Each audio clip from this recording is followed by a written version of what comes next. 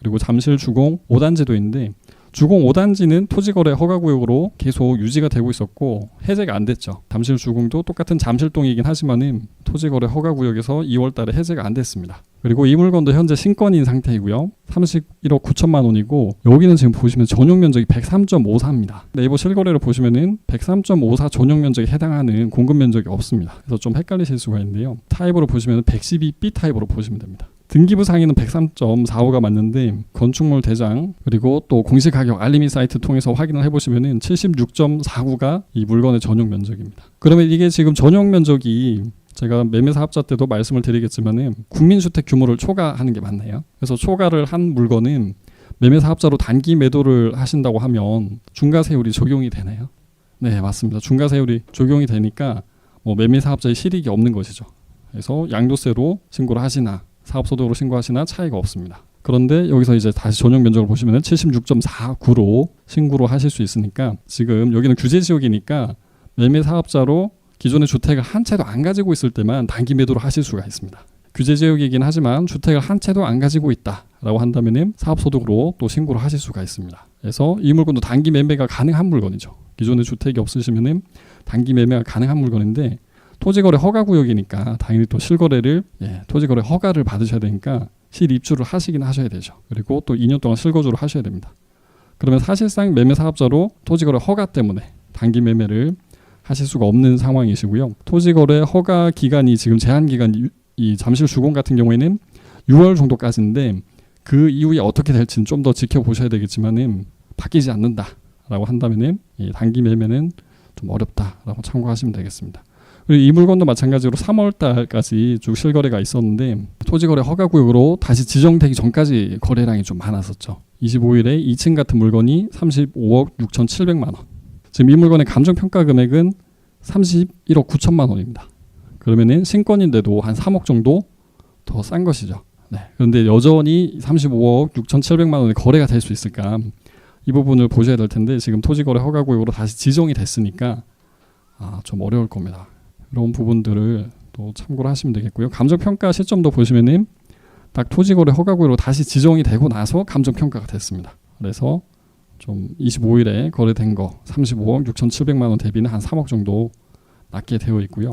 그래서 이런 실거래가랑 감정평가 금액 결국에 시세 파악이 관건이신데 만약에 이 물건을 토지거래 허가구역으로 다시 재지정되기 전에 보셨다라고 한다면은 재지정이 또 안 됐을 거다라고 한다면은 신권이긴 하지만은 조금 더 싸게 사실 수가 있으셨죠. 그래서 시장의 흐름이랑 또 이 물건이 신권으로 나왔을 때 이 시장에서 가치가 상승을 했다라고 한다면 신권인데도 낙찰을 받으셔가지고 수익을 내실 수가 있으신 거죠. 이런 것도 참고를 하시면 되겠고요. 그 다음에 공매로 어떤 물건들이 나왔고 어느 정도 싸게 낙찰을 받으실 수 있는지 한번 보겠습니다. 이 이태원동에 소재한 청아 아파트인데요. 이 물건은 2년 전 정도에 낙찰이 된 물건입니다. 낙찰이 됐긴 하지만은 이 시장이 좀 안 좋은 상황에서 아무도 입찰을 안 하려고 할 때 낙찰이 되었고요. 여기 보시면은 감정가가 당시에 32억짜리인데 낙찰은 조금 높게 되었고요. 23억 8천만 원이 됐습니다. 그러면 감정평가 금액 대비는 그래도 싸게 낙찰이 됐죠. 한 8억 정도 가까이 싸게 낙찰이 됐고 지금 보시면은 이때는 좀 많이 얼어붙어 있었습니다. 이 23년도 중반부터 해가지고 거래량이 조금 많아지고는 있긴 했지만은 강남 서초 쪽 위주로 거래가 됐었고 용산도 거래는 별로 없었습니다. 그래서 단 한 분만 지금 입찰을 하셨고요. 물론 금액의 물건의 가치가 절대적으로 크다 보니까 입찰을 할 수 있는 분이 별로 없는 거 아닌가라고 또 생각하실 수 있지만 최근에 이 헬리오시티 같은 거 경매 물건 나온 거 입찰자 수를 보시면은 80명이 넘어갑니다. 이런 물건들도 충분히 투자할 수 있는 여력이 있는 분들이 계신데 물건을 못 보신 거죠. 이 물건은 신탁 공매 물건입니다.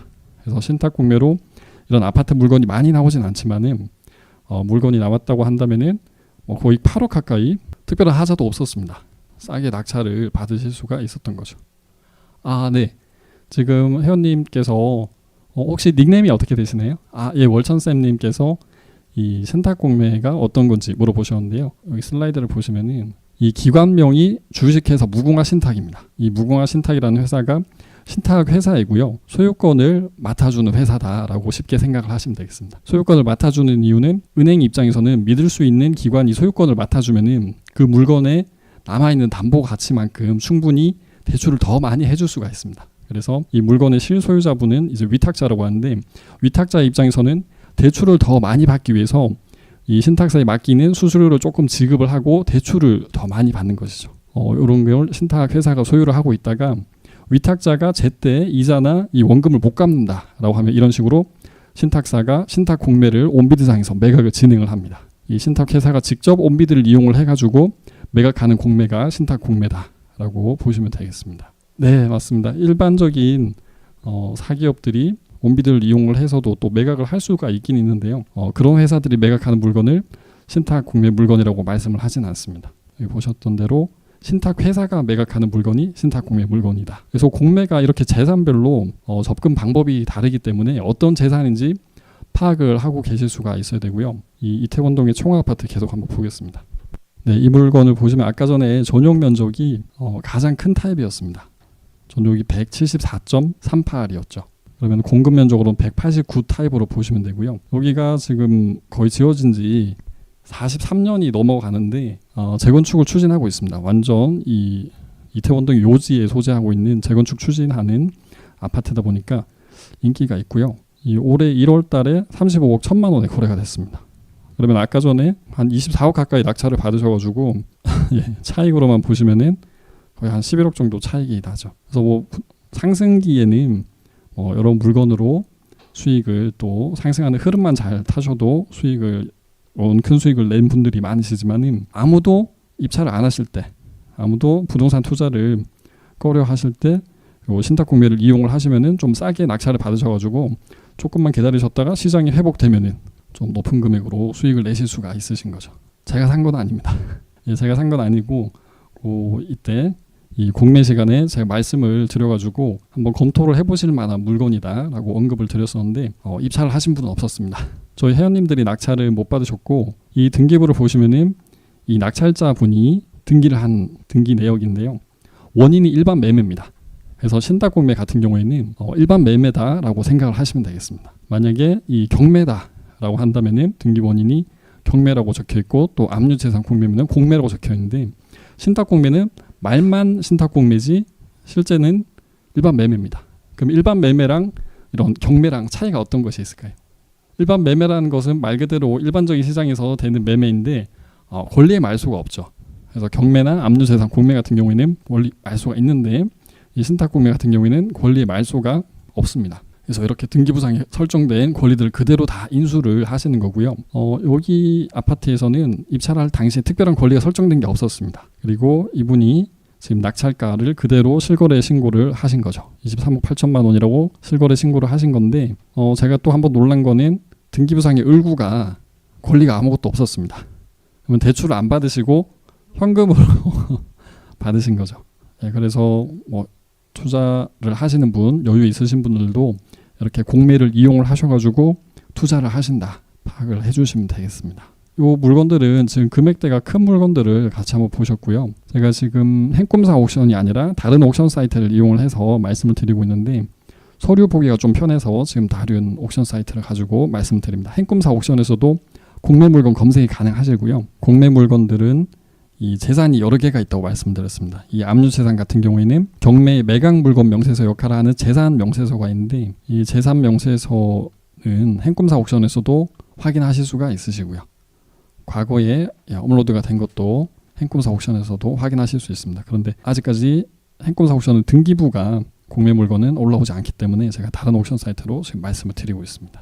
그래서 방금은 좀 금액대가 큰 물건들로 큰 물건들로 말씀을 드렸고요. 좀 소액으로 종잣돈을 불리실 그럴 만한 물건들도 꾸준하게 나오고 있습니다.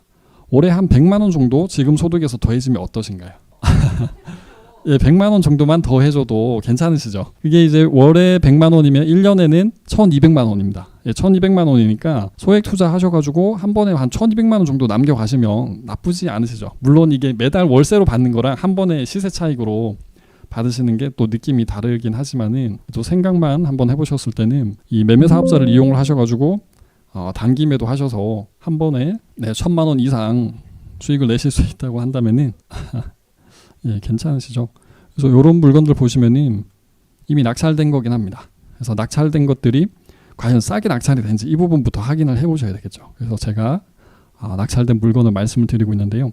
감정평가 금액은 1억 5,900만 원이라고는 하는데 낙찰된 금액은 1억 1,100만 원이 조금 넘어갑니다. 싼 건지는 네이버 실거래를 한번 확인을 해보셔야 되겠죠. 네, 이름이 인스타시티입니다. 오피스텔이긴 한데 한번 보겠습니다. 네, 물건 관리 번호가 공매는 이 물건 관리 번호라고 합니다. 2024-12348-001이고요. 그리고 전용 면적이 26.03인데 타입으로 보시면은 62 F 타입으로 보시면 되겠습니다. 이 매매 실거래는 최근에 실거래된 게 한 1억 2,900 정도의 4층 물건이 실거래가 되었고요. 그럼 아까 전에 1억 1,130만 원 거의 최저가 수준의 낙찰이 된 건데 그러면 실거래되는 금액보다는 조금 싸게 낙찰이 되긴 했죠. 1억 3천만 원에 실거래된 것이 1억 1,100만 원 조금 넘게 실거래됐으니까 한 1,800만 원 정도 싸게 낙찰이 됐습니다. 그리고 매매도 거래량이 많지는 않습니다. 그래도 1년에 한 10건 이상은 거래가 되고 있고요. 가장 싼 것도 지금 한 1억 2,600, 2,500 정도라고 하니까 이 물건을 한 1억 3천 정도에 매도를 할 수 있다고 하면은 낙찰된 금액이 나쁘지 않습니다. 그리고 전세가를 한번 보시면은 전세 거래가 상당히 많은데요. 네, 4월 2일 날에 실거래된 게 1억 1천만 원. 네, 같은 타입이 1억 1천만 원에 거래가 됐고 3월 달에는 1억 3천만 원에 거래가 됐으니까 이게 라인에 따라서 그다음에 층에 따라서 좀 거래량에 영향이 있는지 시세에 영향이 있는지 조사는 한번 해주셔야 되겠습니다. 그래서 다른 물건들 보면은 1억 3천에도 실거래가 또 되고 하니까 전세만 놓아도 1억 3천만 원에 놓을 수 있다라고 한다면 보통은 매매보다는 그래도 전세 거래가 조금 더 빨리 될 수 있으니까 전세를 1억 3천에 만약 놓으셨다라고 하면은 당장에 세금은 안 내시죠. 세금 안 내시면서 바로 투자금도 회수를 하시고 조금 불어납니다. 그런데 걱정이 매도입니다. 이 오피스텔 같은 경우에는 더 매도가 잘 안 될 텐데 이런 물건들을 만약에 1억 3천만 원에 전세 세팅을 해놓으시고 1억 2,500 정도로 좀 욕심을 낮추셔가지고 1억 2천 정도 2,500에 만약에 매도를 하신다고 하면은 매수자 입장에서는 오히려 물건을 샀는데 500만 원을 받으시는 상황이 되니까 매수를 하려고 할 겁니다. 그럼 좀 보수적으로 생각을 하시면은 1억 3천만 원 전세로 놓으셨다고 하면은 1억 3천만 원에 그대로 매도를 하시면 당장에 수중에 더 들어오는 돈은 없긴 하지만은 매매는 가능하시고요. 매수자 입장에서는 무피로 매입을 하실 수가 있으시니까 그래도 오피스텔이긴 하지만 투자를 또 생각을 해보실 수가 있습니다. 그리고 1억 2,500까지 낮춰서 매도를 한다고 하시면은 그래도 수익이 남으실 수가 있으니까 그렇게 매도를 하는 방법도 생각을 해보실 수가 있으시고요. 그래서 소액으로 한 1,000만 원, 2,000만 원 정도 보유를 하고 계신다라고 한다면은 이런 물건으로 낙찰 받으셔가지고 80% 대출 받으시고 잔금 납부를 하신 다음에 바로 전세를 놓으시거나 또 매매를 하시거나 하시면 되겠죠.